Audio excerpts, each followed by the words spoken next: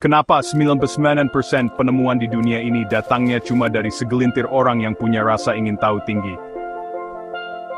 Apa sih yang bikin seseorang jadi ilmuwan? Yuk, kita cari tahu. Jauh sebelum ada Just Lab dan tabung reaksi, para pemikir zaman dulu kayak Aristoteles dan Hypatia, itu udah nanyanya pertanyaan besar tentang alam, matematika, dan bintang-bintang. Mereka nggak punya alat-alat canggih, cuma punya pikiran yang tajam, dan rasa ingin tahu yang nggak ada habisnya. Terus kita maju cepat ke tahun 1900-an, zaman revolusi ilmiah. Orang-orang kayak Galileo dan Newton, mulai pakai percobaan dan bukti buat ngebuktiin ide-ide mereka, bukan cuma sekadar pendapat. Nah, dari situlah para filsuf alam pelan-pelan jadi apa yang sekarang kita sebut ilmuwan. Tapi, ada rahasia nih.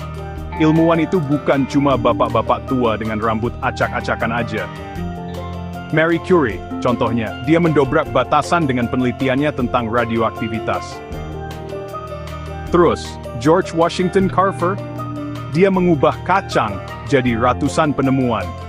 Sekarang, ilmuwan itu datang dari berbagai latar belakang. Mereka nanya-nanya pertanyaan yang belum pernah terpikirkan sebelumnya. Entah itu menjelajahi luar angkasa atau melawan penyakit, mereka semua punya satu kesamaan, rasa ingin tahu.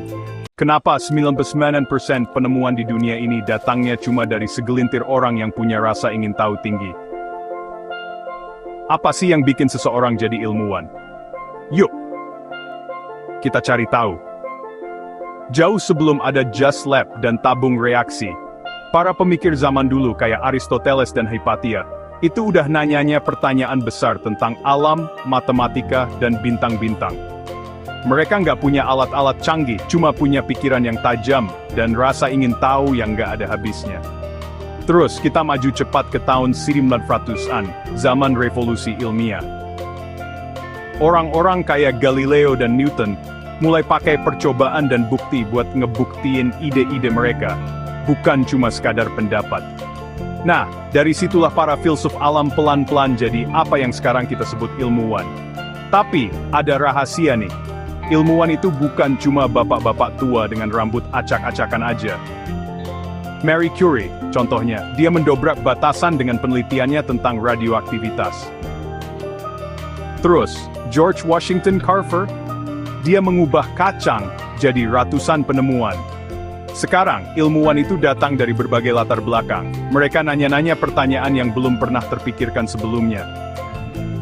Entah itu menjelajahi luar angkasa atau melawan penyakit, mereka semua punya satu kesamaan,